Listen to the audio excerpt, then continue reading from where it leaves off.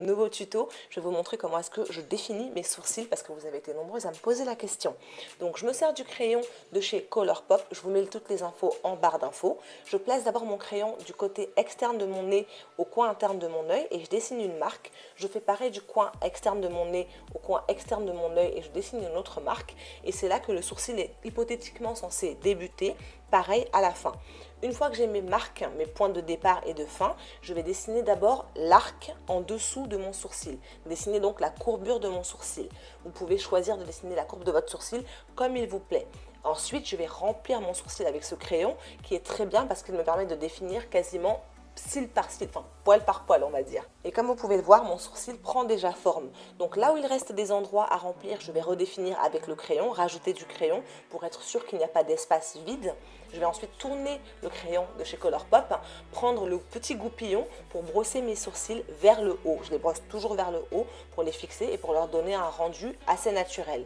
Là où il reste des espaces, je rajoute du crayon au fur et à mesure en fonction des besoins. Et une fois que c'est fini, comme vous pouvez le voir, mes sourcils commencent à être un peu plus définis. Donc je travaille plus l'intérieur parce que c'est là où on veut que le sourcil fasse naturel. Et comme vous le voyez, là franchement, on est d'accord. On est d'accord. Donc mesdames, les sourcils, ce sont des sœurs. Ce ne sont pas des jumelles. C'est impossible d'avoir les sourcils pareils. Donc je vais dessiner de la même façon mon sourcil du côté gauche pour moi. Je commence par le bas et ensuite je remplis petit à petit en fonction donc de l'implantation de mes sourcils à moi naturels. On fait pareil, on prend le petit goupillon pour redessiner, pour positionner donc ces sourcils naturels et les brosser vers le haut. Et comme vous pouvez le voir, ça structure vraiment mon visage.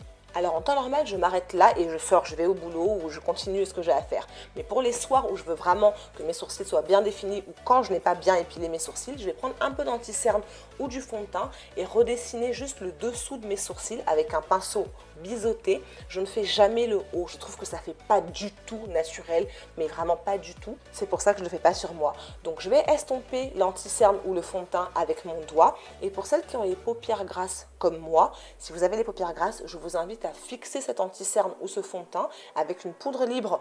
Moi, j'utilise ma poudre fond de teint pour un rendu plus naturel. En fait, ça fait comme si je n'avais quasiment rien sur le sourcil et ça permet de fixer. Si vous vous rendez compte que vous dépassez un petit peu la marque que vous avez faite, n'hésitez pas à reprendre de l'anti-cerne avec le même pinceau biseauté et à redessiner l'intérieur de vos sourcils.